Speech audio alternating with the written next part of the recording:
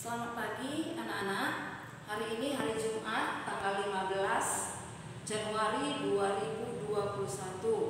Kita belajar pelajaran PPKN ya. Sekarang kita masuk ke buku tema 7. Nah, ingat ya anak-anak ya.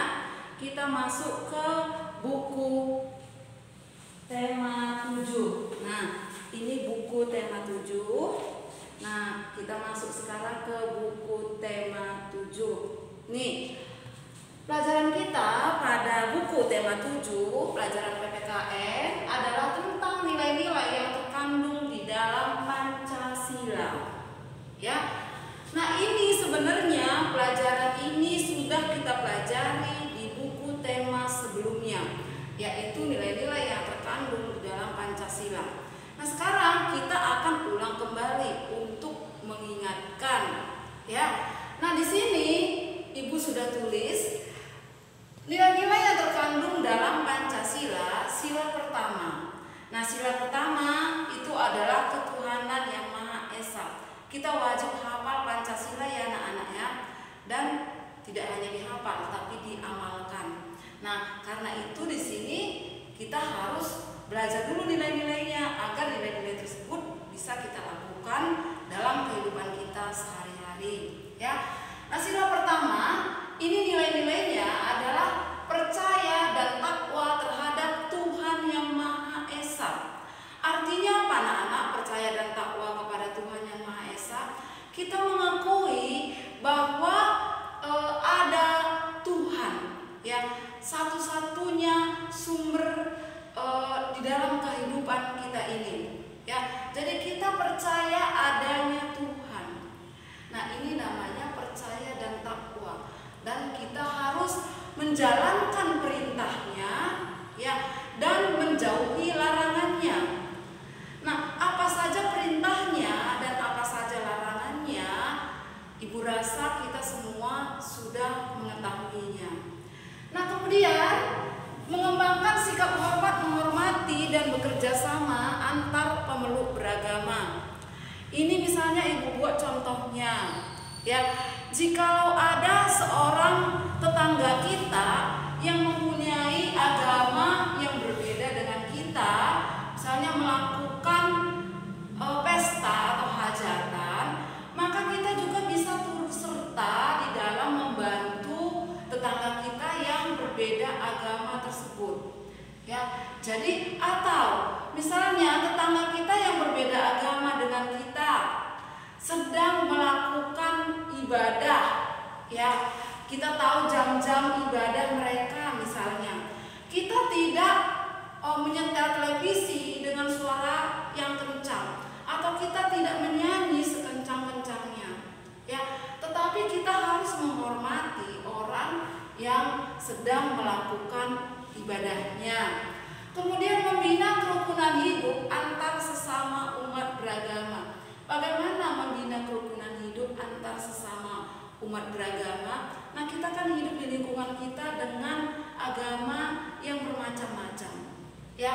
Nah, di dalam kita hidup di lingkungan kita tadi dengan agama yang bermacam-macam, maka di sini kita jangan pernah membuat keributan dengan membicarakan satu agama orang lain dengan agama yang lainnya, atau membeda-bedakan agama yang satu dengan agama yang lain, sehingga menimbulkan ketidaknyamanan bagi pemeluk agama yang berbeda. Nah, kemudian tidak memaksakan satu agama kepada orang lain. Nih, kita tidak boleh memaksakan agama kita kepada orang lain ya anak-anaknya. Misalnya nih, buat contohnya, Ibu beragama Kristen, Ibu pengen anak-anak semuanya beragama Kristen, atau Ibu setiap hari mempengaruhi agar kalian ikut agama Ibu.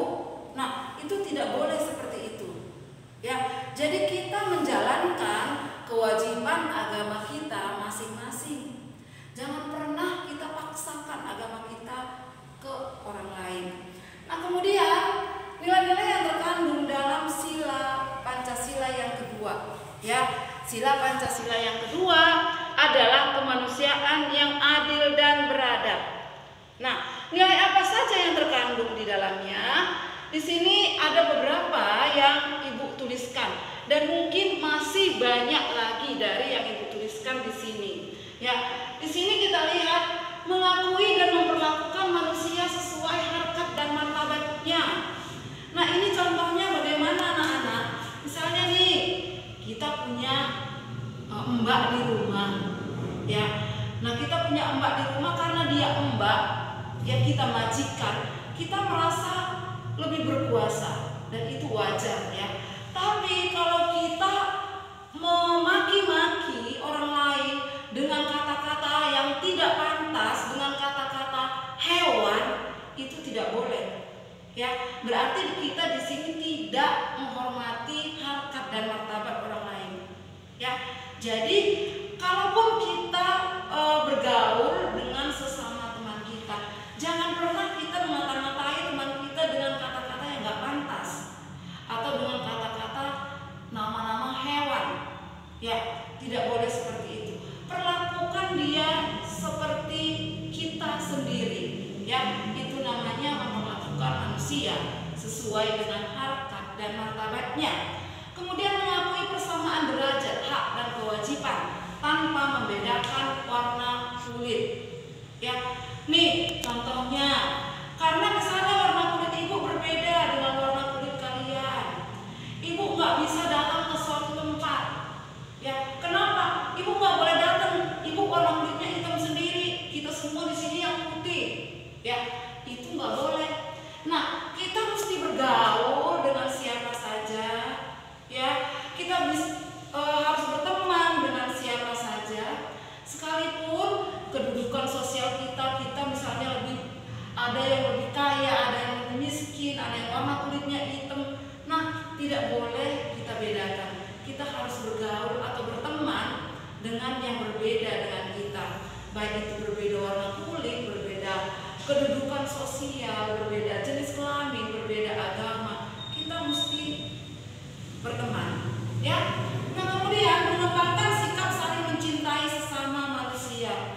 Nah, artinya kalau kita mencintai sesama manusia, kalau ada teman kita yang misalnya kesusahan, kita mau memberikan pertolongan atau paling tidak mengurangi sedikit kesusahan teman kita tersebut. Ya. Nah, kemudian menjunjung tinggi nilai kemanusiaan. Nih, ini anak-anak, menjunjung tinggi nilai kemanusiaan kadang-kadang sudah hilang di masyarakat kita. Ya. Tapi harusnya ini tidak boleh hilang. Ini contohnya, ada orang yang maling, kedapatan maling ya. Kedapatan maling langsung dipukulin sampai babak belur. Ya, karena memang dia maling, memang dia melakukan kesalahan.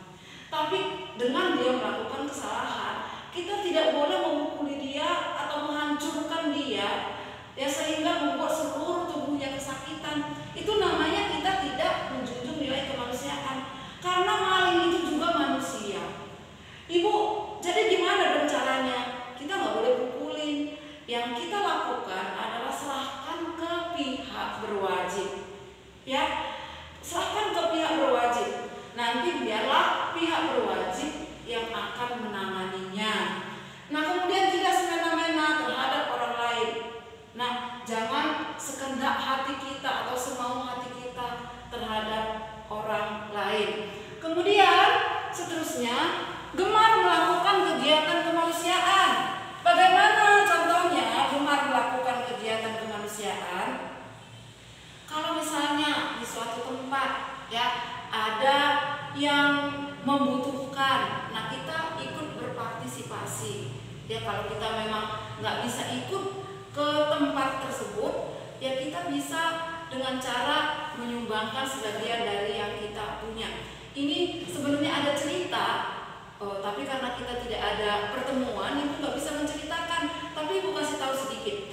Ada ibu lihat itu mantan pramugari, dia berhenti menjadi pramugari, dia sudah mengumpulkan banyak uang dan dia mengumpulkan banyak uang bukan untuk dirinya sendiri.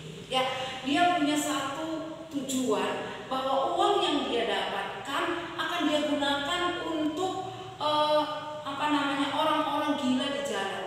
Jadi dia pergi ke jalanan, ada orang gila, dia bersihkan, Ya, dia kasih makanan atau dia panggil tukang cukur, dia dicukur nih rambut orang-orang gila. Kemudian dia beli pakaian dengan uangnya, orang-orang gila yang ada di jalan dipakaikan pakaian. Nah, ini berarti namanya gemar melakukan kegiatan kemanusiaan. Ya, sekalipun orang gila tetap dia hormat. Karena apa? Karena orang gila juga manusia sama seperti kita. Ya, nah kemudian berani membela kebenaran dan keadilan. Nah, katakan benar kalau benar, katakan salah kalau salah. Jangan sebaliknya ya anak-anak ya. Kita melihat kejadiannya siapa yang salah. Ya, tapi karena kita takut kita diam aja. Sehingga orang yang tidak salah akan menjadi salah. Ya, nah ini harus kita lakukan, membela kebenaran dan keadilan. Siapa yang benar, ya kita harus katakan benar. Nah, kemudian saling menghormati dan bekerja sama dengan bangsa lain. Nah, bekerja samanya bisa bermacam-macam, kerjasamanya bisa dalam berbagai bidang ya. Tapi di sini yang paling ditekankan adalah dalam bidang kemanusiaan. Contohnya ada perang di Lebanon, maka pasukan kita tentara ikut dalam kegiatan kemanusiaan di Lebanon, di negara lain. Nah, nanti kalau misalnya ada musibah di negara kita, maka negara orang lain juga akan turut membantu kita di dalam bidang kemanusiaan. Nah, untuk sila ketiga, keempat, dan kelima kita akan pelajari pada pertemuan selanjutnya. Terima kasih ya anak-anak. Tetap jaga kesehatan, rajin belajar, dan jangan lupa untuk berdoa.